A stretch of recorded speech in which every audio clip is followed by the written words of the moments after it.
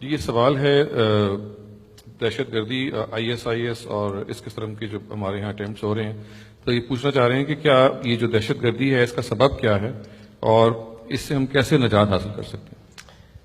یہ جو دہشت گردی اس وقت مسلمانوں کی طرف سے ہو رہی ہے، اس کا سبب وہ مذہبی فکر اور ریلیجیس تھاٹ ہے جو مسلمانوں کے مدرسوں میں پڑھایا جا رہا ہے، جو ان کی سیاسی تحریکوں میں سکھایا جا رہا ہے۔ اس کا باعث یہ ہے، اور اس میں 4 چیزیں ہر مدرسہ پڑھاتا ہے، ہر مذہبی مفکر سکھاتا ہے، وہ آپ کے سامنے نہ سکھائے تو بہرحال لازماً سکھاتا ہے۔ وہ 4 چیزیں کیا ہیں وہ سن لیجئے۔ پہلی چیز یہ ہے کہ دنیا میں اگر کہیں شرک ہوگا یا کسی جگہ کفر ہوگا یا ارتداد ہوگا، اپوسٹسی، یعنی کوئی شخص اسلام چھوڑ دے گا، تو اس کی سزا موت ہے، اور یہ سزا ہمیں نافذ کرنے کا حق ہے۔ پہلی بات۔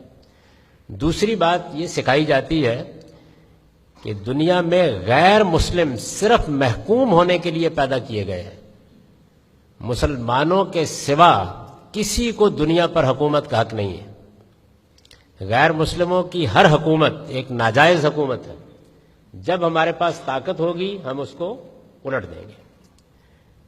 تیسری چیز جو ہر جگہ سکھائی جاتی ہے وہ یہ ہے کہ دنیا میں مسلمانوں کی ایک ہی حکومت ہونی چاہیے جس کو خلافت کہتے ہیں۔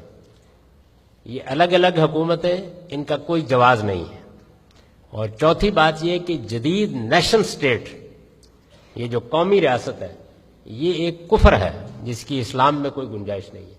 یہ 4 باتیں ہمارے مذہبی فکر کی بنیاد ہیں۔ مجھے یہ بتائیے کہ اگر یہ آپ کو سکھا دی جائے تو آپ کیا کریں گے؟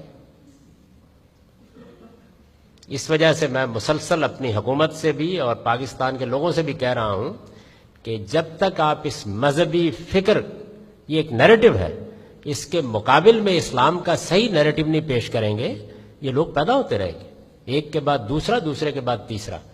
چنانچہ میں نے پاکستان میں بہت سے آرٹیکلز لکھے ہیں۔ ابھی حالیہ چند مہینے پہلے اسلام اور ریاست ایک جوابی بیانیہ، ایک کاؤنٹر نیریٹو کے عنوان سے ایک آرٹیکل میں نے لکھا، اس پر بہت بحث ہوئی پاکستان میں، تمام علماء نے اس کے اوپر تنقید کی، پھر میں نے اس کا جواب دیا۔ اس میں بھی میں نے یہی بات واضح کی ہے کہ ہمیں 3 چیزوں کی ضرورت ہے، ورنہ یہ جو اس وقت صورتحال پیدا ہو گئی ہے، یہ صورتحال مشرق وسطیٰ میں جہنم بنا دے گی دنیا کو۔ اور یہ میں آپ سے عرض کر رہا ہوں کہ ایک زمانے میں یہی بات افغان جہاد کے بارے میں کہہ رہا تھا، کوئی نہیں مانتا تھا، اس کے بعد پوری قوم نے مانا۔ تو آج میں آپ کو بھی متنبہ کر رہا ہوں، اس کے لیے ضروری 3 اقدام ضروری ہیں۔ کاؤنٹر نیریٹو پر مسلمان قوم کی تربیت ضروری ہے۔ میں نے 10 نکات کی صورت میں اس کو بیان کر دیا کہ اسلام کا اصل نیریٹو کیا ہے، یہ نہیں ہے، اصل نیریٹو کیا ہے، اس کو آپ پڑھ لیجئے۔ یہ ضروری ہے کہ اس پر مسلمان قوم کو ایجوکیٹ کیا جائے۔ دوسری چیز کیا ہے؟ دوسری چیز یہ ہے کہ دینی مدارس کا نظام بنیادی انسانی حقوق کے خلاف ہے۔ کسی علم کی اسپیشلائزیشن کی تعلیم بچے کو نہیں دی جا سکتی۔ ہر بچے کا حق ہے، بیسک رائٹ ہے اس کا، کہ اس کو پہلے 12 سال تک براڈ بیس تعلیم ملے، اس کے بعد عالم بنے، اس کے بعد سائنسدان بنے۔ ہمارے دینی مدارس اس اصول پر کام کرتے ہیں کہ 5 سال کے 7 سال کے بچے کو عالم بنانا شروع کر دیتے ہیں۔ اس کا حق کسی کو نہیں ہے، ڈاکٹر بنانے کا حق بھی نہیں ہے، انجینئر بنانے کا حق بھی نہیں ہے۔ 12 سال کی براڈ بیس تعلیم کے بعد آپ جو جی چاہے بنائیے۔ تو اس کا خاتمہ ہونا چاہیے۔